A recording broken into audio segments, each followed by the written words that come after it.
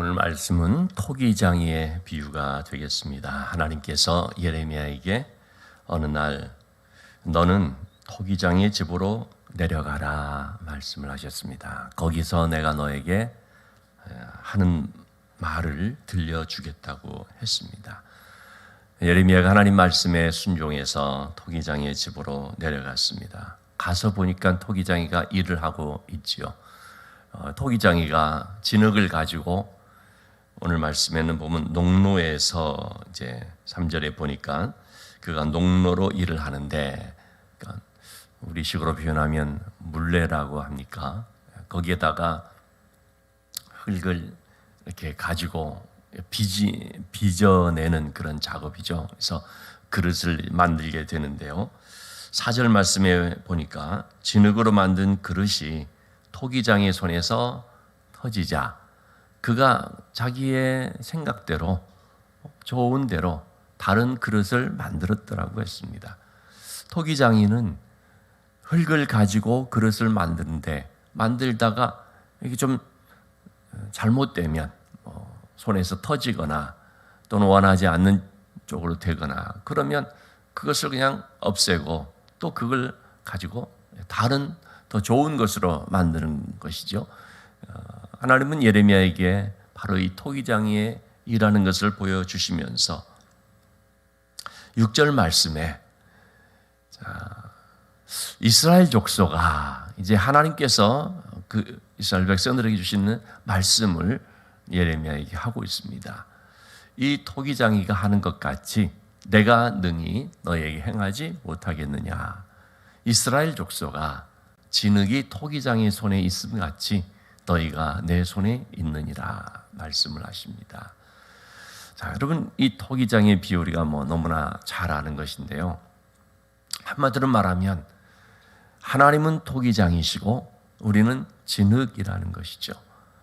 진흙이 토기장의 손에 있음 같이 너희들도 내 손에 있다 말합니다.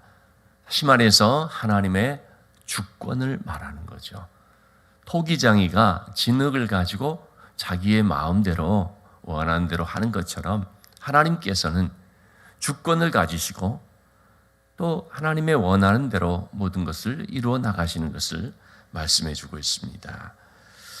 이 토기장에 대한 비유는 성경 여러 곳에 나오고 있죠. 이사야서 64장 7절 말씀에도 보면 이제 주는 우리의 아버지시니이다. 우리는 진흙이요 주는 토기장이시니 우리는 다 주의 손으로 지은 것이니이다. 이사야서에도요, 하나님은 토기장이시고 우리는 진흙이다 말하고 있고 우리는 그 하나님께서 다 손으로 지은 것이다 고백하고 있습니다. 로마서 9장 21절에서도 바울 사도가 그렇게 말하고 있습니다. 토기장이가 진흙 한 덩이를 가지고 그것을 귀히 쓰는 그릇을 만들기도 하고 천이 쓰는 그릇을 만들 권한이 없겠느냐. 토기장이 되신 하나님께서 진흙이 되는 우리를 가지고 하나님의 뜻대로 사용하시는 것, 그런 권한이 없겠느냐. 하나님의 주권에 대해서 말하고 있습니다. 다윗은 성전을 짓지는 못했지만 이 성전 지을 수 있는 모든 준비를 이제 마치게 되는데요. 역대상 29장에 보면 아들 솔로몬 때 성전을 지을 수 있도록 이제 준비를 다 마칠 때에 온 성도들과 온 백성들과 함께 하나님 앞에 나와서 기쁨으로 예물을 드리게 됩니다. 그래서 백성들도 너무나 감동이 되어서 자신들의 모든 귀한 것들을 가지고 하나님 앞에 바치게 되는데, 그때 다윗이 한 그 유명한 고백이 있죠. 주여, 참 주는 만유의 주십니다. 모든 것이 주께로부터 왔습니다. 모든 것이 주의 손에 있습니다. 사람을 높이시고 낮추시고 또는 귀하게 하시고 천하게 하시고 이 모든 하는 것들이 다 하나님께서 하시는 것이고 하나님의 손에 있습니다. 우리는 하나님께서 주신 그것 가운데 일부를 하나님 앞에 드렸습니다 하는 고백을 하죠. 여러분, 그 다윗의 고백 속에서 나오는 것이 뭡니까? 모든 것의 주권은 하나님께 있다는 것입니다. 하나님께서 어떤 사람은 높일 수도 있고 낮출 수도 있고요. 어떤 사람은 뭐 금 그릇으로 만들 수도 있고 질 그릇으로 만들 수도 있는 것이죠. 하나님께서 어떤 사람은 세모 모양으로 해서 그 용도에 맞게 할 수도 있고 어떤 사람은 네모 모양으로 해서 그 용도에 맞게 할 수도 있습니다. 하나님께서는 모든 것들을 다 용도에 따라서 이 모양 저 모양으로 할 수가 있습니다. 한 사람의 인생 속에서도 하나님께서는 때로는 높이는 경우도 있고 낮추는 경우도 있지요. 어떤 사람은 높였다 낮췄다 꼭 그것이 아니라요. 높이는 사람만 있고 낮추는 사람만 있고 그런 것이 아니라 여러분 우리의 인생을 보면은 모든 인생들이 다 높여지는 순간도 있고요. 낮춰지는 순간도 있습니다. 이스라엘 백성들이요. 광야 40년 연단을 받는데 하나님께서 우리 신명기 8장 3, 4절 이하로 쭉 보시면 그렇게 말하지 않습니까? 내가 너희를 낮춘 것은 이 광야 40년을 통해서 낮췄다라는 표현을 씁니다. 이 광야의 어려운 환경 속에서 그들을 연단하시고 훈련시키는데 낮추어서 그들을 이제 훈련했다는 거죠. 왜 낮추셨느냐? 너희가 하나님의 말씀대로 사는지를 보려 하심이라라고 말하고 있죠. 그래서 우리 인생은 이렇게 낮춰질 때가 있거든요. 그런데 그런 낮춰지는 것이 평생 갑니까? 그렇지가 않거든요. 그 백성들을 하나님 낮추신 다음에 또 어떻게 하셨습니까? 높이시죠. 아주 높이시죠. 그래서 천하에 이러한 백성이 없다라고 말할 정도로 신명기 그 말씀에서 모세는 신명기 31장에서 그렇게 말하지 않습니까? 이스라엘이여 너는 행복한 자로다. 너와 같이 하나님의 은총을 받은 백성이 어디 있느냐라고 말하죠. 하나님은 너의 방패가 되시고 너의 힘이 되어 주신다. 이렇게 하나님께서는요 그 백성들을 또 대단히 높여주셨습니다. 너희들과 같이 복을 받은 백성이 어디 있느냐라고 말할 정도로 하나님은 그들의 하나님이 되어주시고 허물을 감싸주시고 그들의 편이 되어주시고 그 가나안 땅을 이제 정복해서 그들에게 기업으로 주셔서 그래서 하나님의 뜻대로 이걸 잘 사용하도록 한 거죠. 그런데 그 백성들이 어떻게 됐습니까? 처음에는 하나님의 은혜를 기억하면서 나름대로 순종하면서 한다고 했었죠. 그렇지만 조금 시간이 지나면서 그만 하나님의 은혜를 잊어버리고 하나님께 행하신 일들을 잊어버리고 그리고 그 땅에 수많은 우상들과 짝하여서 우상 숭배하는 가운데 있어 버렸죠. 그래서 하나님께서 이제 다시 또 그들을 낮추시고자 하는 것이죠.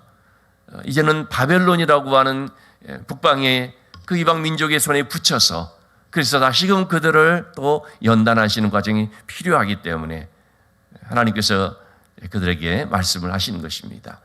이렇게 하나님께서는 높이시기도 하고 낮추시기도 하고 그래서 우리는 항상 이 하나님의 주권을 기억을 해야 됩니다.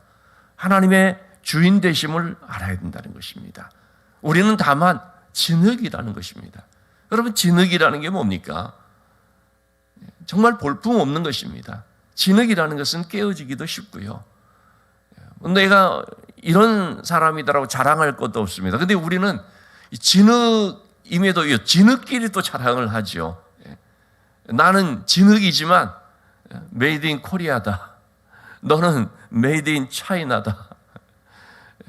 나는 뭐 유럽 출신이다.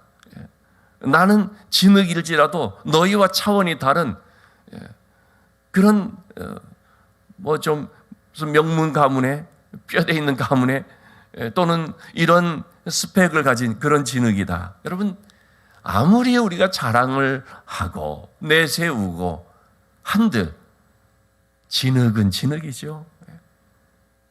그 말이 뭡니까? 코끝에 호흡이 달려 있어서 그거 잠시만 막혀도 그냥 숨을 거둬버리는 너무 연약한 초라한 진흙입니다. 마치 시간이 좀 지나면서 풀이 메말라버리고 꽃이 시들어버리는 것처럼요. 아무리 자기의 그 화려함을 자랑하는 진흙이라 할지라도 조금 지나면 그 아무것도 아닌 것이 되어버리는 거죠. 그래서 하나님 앞에서 스스로 높아질 필요도 없고 그리고 뭐 낮아져서 막 낙심하고 비굴해질 필요도 없고요. 다 우리는 하나님의 손에 있다는 것을 기억을 해야 됩니다. 하나님께서 보시고 참 하나님의 은혜 가운데 있을 때는 그를 들어서 사용하시는 것이고, 그렇지 않으면은 또 한순간 버려질 수도 있다라고 하는 거죠. 그래서 우리는 항상 우리 자신이 누군가를 늘 기억할 필요가 있다는 것입니다. 하나님이 누구신가라는 것도 늘 우리가 잊지 말아야 되지만, 동시에 또 우리는 우리의 존재가 얼마나 유한하고 참 보잘것없는가, 늘 그것을 기억할 필요가 있는 거죠. 그래서 하나님의 은혜가 없이는 한순간도 살 수가 없다. 하나님의 손 안에 내가 있지 않으면 나는 정말 무가치한 자가 될 수밖에 없다. 하나님이 함께해 주지 아니하시면 나는 그저 쓸모없이 버려지는 하나의 흙덩이 부스러기에 불과할 수 있다. 이걸 다 우리가 기억해야 되죠. 하나님의 은총으로 말미암아 잘 되어서 높아질 그때에도 겸손해질 수 있는 것이고요. 내가 내 자신을 어떤 드러내서 내가 걸치고 있는 것, 나에게 잠시 하나님께서 맡겨주셔서 마치 내가 소유한 것처럼 생각되는 그걸 가지고 내세우고 자랑할 수도 없다 하는 것을 우리가 볼 수 있습니다. 자, 이러한 진흙되는 우리들을 늘 생각을 하면서 하나님이 토기장이시다라는 것. 여러분, 토기장이가 이제 그릇을 만드는데요, 그릇도 여러 종류들이 있지 않습니까? 아주 흔하게 볼 수 있는 그릇도 있지만 뭐 어떤 경우는 뭐 감나가는 그릇도 있을 수가 있죠. 그런데 실제적으로 우리가 생활 속에서 자주 쓰고 잘 쓰는 것들이 어떤 것일까요? 때로서 우리가 흔하게 보일 수 있는 바로 그런 것을 많이 쓰게 되고 할 것입니다. 제가 한번 말씀드린 적이 있습니다만, 언젠가 캐나다에서 오신 한 대학 총장님을 좀 안내하면서 며칠 좀 다닌 적이 있었는데요. 이분이 이제 인사동, 서울의 인사동 보면은 참 도자기라든지 이런 것들로 많이 전시돼서 외국인들에게 굉장히 인기를 끌지 않습니까? 이분도 그거 가가지고 너무 좋아서 다니다가 뭐 여러 선물들을 좀 샀는 것 같습니다. 그래서 이제 헤어지게 될 때에 저하고 같이 그분을 인솔한 전도사님이 한 분 있는데, 이 전도사님 편으로 이제 저한테도 조그마한 선물을 이제 준다고 해서 그래서 받았습니다. 받아보니 그런 컵이었습니다. 그래가지고 이제 사무실에서 컵을 가지고 커피를 따라 마시는데, 이 전도사님이 저보고 하는 말이, 목사님, 그거 얼마짜리인데 그 커피를 마시고 있냐고 그러는 거예요. 이거 뭔데? 컵이잖아. 그랬더니 그거 10만 원짜리예요. 그런데요, 도자기였던 것입니다. 이게 10만 원짜리라는 말을 듣는 순간 제가 그 다음부터요 그걸 사용하지 못하고 찬장에다가 모셔두고 있습니다. 지금도 우리 집에 찬장에다 모셔두고 있습니다. 왜냐하면 깨질까 봐서. 그거 볼 때마다 늘 생각을 합니다. 비싼 거는 쓰지 못하고 구경하는 구경용이로구나. 비싼 거는요 조심스러워 쓰지를 못합니다. 정말 흔한 거, 이런 것들은 쉽게 쓰고, 하나님께서 우리를 쓰신다고 할 때도 우리가요 너무 비싸면은요, 하나님, 아니 저 같은 수준 있는 사람은 왜 그런 것을 씁니까? 못 쓰는 거예요. 제가 전에 있던 교회에서 참 여러 남신도들 뭐 주차 봉사도 시키고 뭐 하는데요, 남 집사님 중에 제가 쓰지를 못하는 참 이렇게 부탁을 못하는 한 분이 있었습니다. 누구냐면 국회의원이었습니다. 그 지역의 국회의원, 누군지 뭐 제가 이름만 대면 다 아는 분입니다. 그걸 보면서 느낀 것입니다. 이분은 뭘 시키게 되면, 목사님, 뭐 저한테 그런 걸 시키지, 이렇게 돼버릴 수 있기 때문에 못하더라는 거죠. 참, 그런 점에서 여러분, 우리가 하나님 앞에서 참 너무 비싸고 너무 자기 스스로가 좀 높은 가격이다라는 어떤 그런 생각을 가져버리면 쓰임받지 못하겠구나, 그런 생각을 참 많이 하게 됩니다.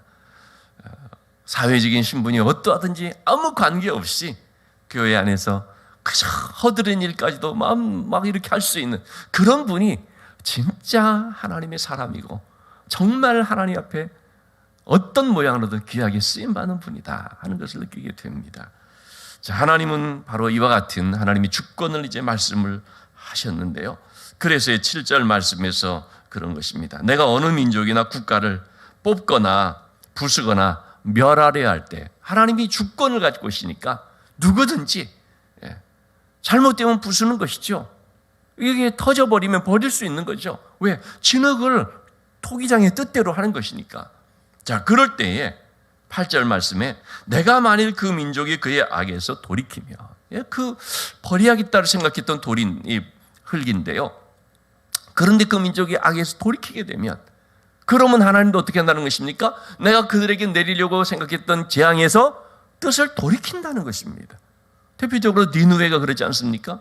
요나를 보내서 저 니느웨의 그 죄악이 아주 그냥 참 하늘에까지 닿을 정도로 그렇게 악해서 그들을 심판할 수밖에 없다는 거죠. 그 메시지를 전했는데 그 니느웨 백성들 어떻게 했습니까? 그냥 하나님 앞에서 눈물을 흘리면서 회개하고 심지어 짐승들까지도 먹지 않으면서 같이 거기에 동참시키는 모습을 보게 될 때 하나님이 재앙을 내리려고 했던 걸 돌이키죠. 이처럼 하나님께서 그걸 보시면서 돌이킬 수 있다는 것입니다. 하나님의 주권인 거죠. 아합이 얼마나 악한 왕입니까? 엘리야를 통해서 그 아합의 죄를 낱낱이 지적하면 특별히 나봇의 포도원을 그렇게 빼앗은 것에 대해서 질책을 하면서 얘기하죠. 그러자 아합이 어떡합니까? 그 하나님 말씀을 듣고서요, 그 몸을 천천히 이렇게 하면서 겸비하여서 베옷을 입고, 그러니까 하나님께서 아합이 내 앞에서 겸비하는 것을 보느냐? 내가 그에게 내리려고 했던 재앙을 돌이킨다. 내가 그의 시대에는 내리지 않는다. 하나님 그렇게 말하거든요. 이렇게 하나님 앞에서 겸비하게 되면, 돌이켜서 회개하게 되면, 그럼 하나님께서 그렇게 또 하나님도 그렇게 역사해 주신다는 거죠. 자, 그러나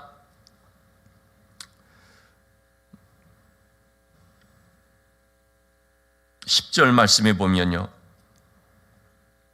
어떤 또 민족은 복을 내리기로 했었는데요, 나 복이 악한 것을 행하여서 내 목소리를 청종하지 않으면 그러면 또 내가 어떻게 한다는 것입니까? 내가 그에게 유익하게 하려고 한 복에 대하여 뜻을 돌이키리라. 참 그 백성들을 복 주시려고 했는데, 이 이스라엘 백성들처럼 하나님께서 그들에게 모든 좋은 것으로 다 주시려고 이렇게 했지 않습니까? 그런데 이들이 하나님이 우리에게 그렇게 한다는 것을 이렇게 아니까 말이죠. 교만해져서 우리가 어떻게 살아도 하나님이 우리를 축복하게 되어 있어. 우리가 어떻게 살아도 하나님은 우리를 지켜주게 되어 있는 거야. 아니, 그 하나님 그렇게 해 주셔야지. 이런 식으로 이제 교만해져 가지고, 그래서 마음대로, 여러분 우리가 자녀를 양육할 때도 보면 그런 게 있을 수가 있지 않습니까? 부모가 참 너무 잘해주는데 그러니까 자녀가 너무 방자해져서 그럴 수가 있는 거잖아요.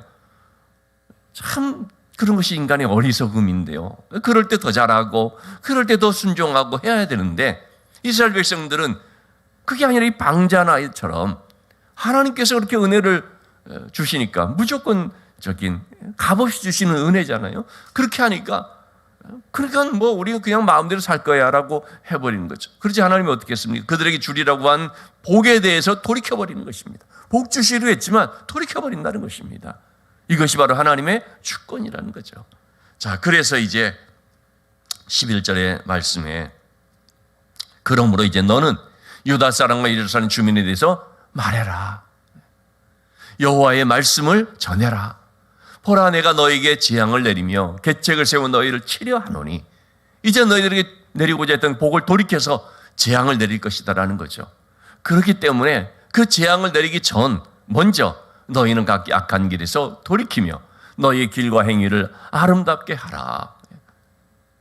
자, 전자에서 재앙을 내리려고 했는데 그들이 돌이키니까, 니느웨 백성처럼 아합처럼 돌이키니까 하나님이 그 재앙에서 또 하나님이 돌이키셨지 않습니까? 내가 이제 너희들의 그 악함을 보고 재앙을 내리려고 하는데, 그러니 너희는 그 악한 길에서 돌이켜라. 그래서 길과 행위를 아름답게 해라. 그러면 내가 재앙을 돌이키겠다라는 뜻이거든요. 하나님이 지금 말씀하신 다음에 너희도 이제 이렇게 해라 라고 명령을 하시는 거죠. 너희의 그 악한 길에서 돌이켜서 길과 행위를 아름답게 해라. 삶과 그 행동들을 이제 하나님 앞에 바르게 해라. 하나님 보시기에 좋게 해라. 거기에 대한 백성들의 응답이 뭡니까? 12절에 우리는 안 하겠다. 여러분, 이 하나님 말씀을 들으면서 참 이스라엘 백성들의 대답하는 것을 한번 보시면 너무 정말 가관이지 않습니까? 하나님이 이렇게까지 말씀을 하시는데 왜 이렇게 말씀합니까? 복 주기 위해서 그런 거 아닙니까? 재앙을 내리지 않으려는 하나님의 마음 때문에 돌이켜달라라고 말하는 거 아닙니까? 그러면 거기에 그렇게 응답을 해야 되는 것인데 우리는 우리의 계획대로 행하여서 우리는 각기 악한 마음이 완악한 대로 행하리라. 우리는 그냥 내가 할 길을 할 거야. 참 이것이 바로 이 백성들의 비극이었던 것입니다. 하나님의 말씀에 불순종하는 것, 끝까지 고집하는 것. 여러분, 우리가 흔히 그런 표현을 쓰지 않습니까? 사람은 좀 고집이 있어야 돼. 남자가 좀 고집이 있어야지. 그럼 세상적으로는 그런 말이 좀 통할 부분도 있겠지요. 사실 저도 조금 고집이 있는 게 그게 참 문제인데 좋은 게 아니죠. 그럼 세상적으로는 고집 좀 있어야지라고 쓸 수는 있을지 모르지만요. 하나님 앞에서는 고집 있으면 안 됩니다. 하나님 앞에서는 고집 부리면 안 됩니다. 좋게 말해 고집이지 좀 분명히 말하면 뭡니까? 완고함이거든요. 심하게 말하면 강팍함입니다. 하나님의 말씀을 따라 살아야 될 우리 자신들이 난 그냥 내 뜻대로 살 거야. 내가 알아서 살 거니까 하나님도 내 인생 간섭하지 마시오. 뭐 이런 식이거든요. 하나님 앞에서는 고집이 있으면 안 되는 것입니다. 내 고집을 내려놓고 하나님의 말씀을 따라 살기를 고집해야지. 하나님의 말씀대로 살면 하나님께서 복 주심을 알고 그래서 그 신앙 이거를 우리가 고수하고 이걸 붙잡아야지 자기의 생각을 그저 그냥 밀고 나가는 이러한 것은 한마디로 말해서 패망의 길로 가는 너무나 어리석은 인생이다라는 것을 우리가 알아야 되겠습니다. 오늘도 우리가 이 말씀을 기억하면서 하나님의 주권을 기억하면 좋겠습니다. 하나님께서 모든 것을 주관하십니다. 하나님이 주인 되십니다. 이 하나님의 손 안에 우리가 있습니다. 우리가 뭐가 좀 괜찮다는 것을 잘나서가 아니라 하나님의 은혜일 뿐인 것이죠. 오늘도 우리가 하나님 앞에서 고집 부리는 인생이 아니라 하나님 말씀 앞에 겸손히 순종하면서 그 하나님의 말씀을 늘 잘 수용할 수 있는 착한 마음, 길과 행위를 아름답게 할 수 있는 삶이 될 수 있기를 주님의 이름으로 축원합니다.